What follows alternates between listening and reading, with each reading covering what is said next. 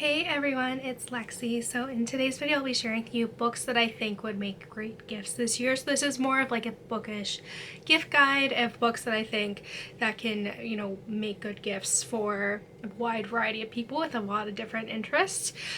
So I can kind of condense this list to some newer releases, some books that have been around for a while, so you can get paperbacks that are a little bit cheaper, maybe even find used copies as well. So yeah, without further ado, let's get started. So starting up, I first have Daisy Jones and the Six by Taylor Jenkins Reid. I listened to the audiobook of this over the summer and I was just obsessed. This is my favorite Taylor Jenkins Reid book, and I just felt like these characters were real. But basically it is a fake or fictionalized documentary of the famous band from the 70s called Daisy Jones and the Six, and the book kind of talks about the rise and fall of this band during the 70s. And what is unique too, and I think this is what makes the book really good for people who may not be such a big reader, is that it's told through basically dialogue. So if someone was basically getting I'm trying to find a good example, but it was basically if you're watching a documentary and different people have different accounts of the same thing, so it's literally just the dialogue script of what these people are saying. And despite it being that way, it just felt like these characters were so real. I was so invested in this plot, and I think this too, if you can splurge for an audiobook, I think the audiobook of this one is really great as well. But it is just a really interesting read, and it works out too because I think there is the new TV show coming out in the new year, so they can read the book and also watch the TV show when eventually it comes out. So yeah, I think this would be a really great gift, something unique, different, but is definitely something that really grips and pulls you in. So if you have someone in your life that is a big Office fan, then I recommend the Office BFFs by Jenna, Fischer, and Angela Kinsey. I read this over when it came out in the spring and I loved it. I also listened to the audiobook of this from the library as well, which is where they're reading it. But this, if you have an Office fan, there's a lot of behind the scene photos in here, and basically Angela and Jenna talk about their time on The Office, how they eventually got the role, and their experience throughout the 9 seasons of the TV show, and how they ultimately ended up becoming best friends, and also kind of post-Office life and how they've learned to kind of take control of who they are. And kind of one of the themes in kind of the later half is how women are always terrified to kind of advocate for self and their self-worth in terms of how much negotiation and should you kind of ask for more for your salary, and it kind of goes more into that as well. But yeah, I just loved it. There's just so many little Office stories, and I think if you have someone who really likes the show and their podcast, I think this would make a great gift. Next, if you have someone who's really into crime series, I think this is a great author to check out, and there's only been 3 books out of in this series so far, so it's an easy one for someone to kind of marathon and get caught up in. And it is the Kate Marshall series by Bryznda, the first book being 9 Elms.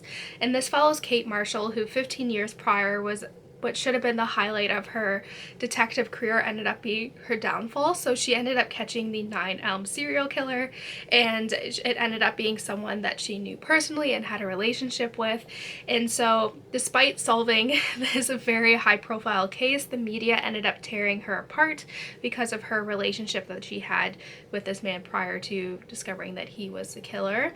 And so even 15 years after the fact, she's still very much struggling with a lot of the trauma that caused, and she's still trying to pull pieces of herself together after kind of breaking after that point.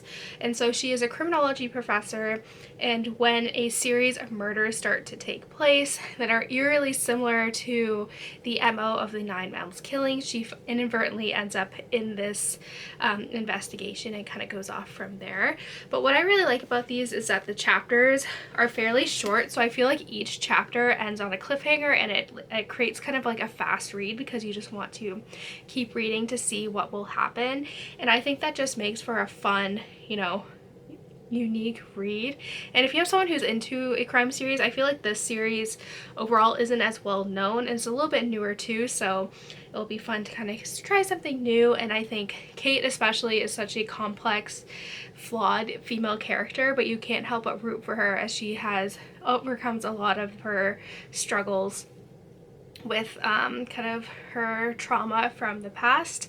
And I really like seeing that she's always ever evolving, and it just always ends on like such a crazy climax where there's just a lot of stuff going on. So I think this would make a really good kind of thrilling read. Next up, this book is one that has gotten a lot of hype, but I think it is really well deserved, and it is I'm Glad My Mom Died by Jennette McCurdy. I was more of a Disney Channel, like Family Channel kid growing up, but I was aware of like this actress as a kid, but I'm sure you guys heard a lot about this already. But it is about basically her memoir of her abusive mother and how she kind of was forced into acting as a young age to be the breadwinner for her family, and how that her mom kind of helped create these habits for disordered eating. There's a lot of physical and emotional and psychological abuse from her mom, and how her mom passing away ended up being kind of a really good point for her to kind of reevaluate her life and find herself kind of after her mom, because she kind of didn't really have an identity without her mom there, which I think is really interesting.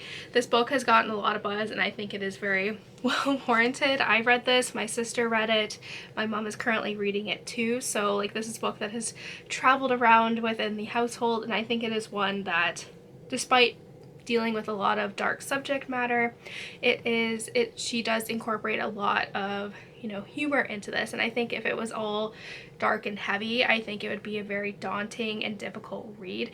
It still is. It's a very difficult read just hearing the abuse that is going on, but adding the humor adds a little bit of lightness to it. And I think it also leads to a very interesting discussion, because I feel like especially mothers are always put on a pedestal within society, and your mom can do no wrong, like she is like this saint figure, and to kind of say like, no, I didn't really have a good mother, I think kind of goes against the social taboo, and it kind of showcases kind of the aspects of motherhood and kind of abusive moms that are really discussed about in media, which I really enjoyed. But I cannot praise this book enough. It has gotten a lot of buzz, a lot of praise, and it is very well worth it. And I think like even if someone who doesn't know who this actress is can find something really compelling and inspiring, because despite all the dark themes in this book, it is also very hopeful as well. And lastly, this is a book that kind of covers a wide variety of genres, and it is Babel by R.F. Kuang. This is one that is kind of dark academia slash fantasy slash social commentary, and this book takes place in the 1800s, where we follow Robin Swift, and he is basically taken from his mom in China, and he's raised with this professor who works at Oxford in preparation for him to enter the silver working program that Oxford offers. And so in this world, silver is very valuable, and England in particular is one of the world powers that controls the most of it. So silver kind of has some magical aspects, so if you use kind of two similar words that have the same root in different languages, it can do that thing. So basically it can make it so that the dam flows uninterrupted. You can produce more whatever in the factory, like it's kind of that stuff. So very much the world is dependent upon the powers that silver has. And so in addition to kind of the dark academia, like studying at Oxford, and the fantastical elements of the silver working, fantastical elements, there is also a big theme of colonialism, and it's like a social kind of analysis of that, and the repercussions and the social impacts of colonialism in particular throughout history.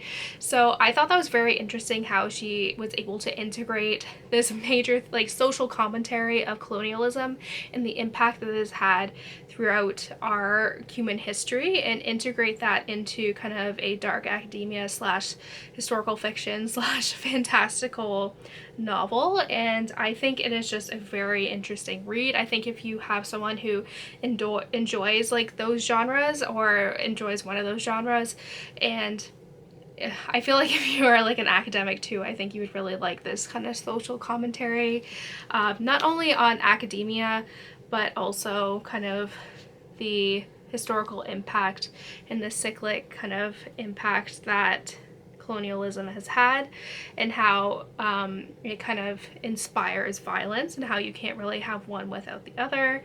But yeah, this was such an amazing read, and I think it would make a great gift too, because like I said, it is very unique and a really thought-provoking novel. So that's it, guys. I hope you enjoyed this video. Let me know in the comments below what books you think would make great gifts this year for the holiday season and all of that fun stuff. So yeah, thank you guys so much for watching. Don't forget to give this video a thumbs up, and I'll see you guys next time. Bye, guys.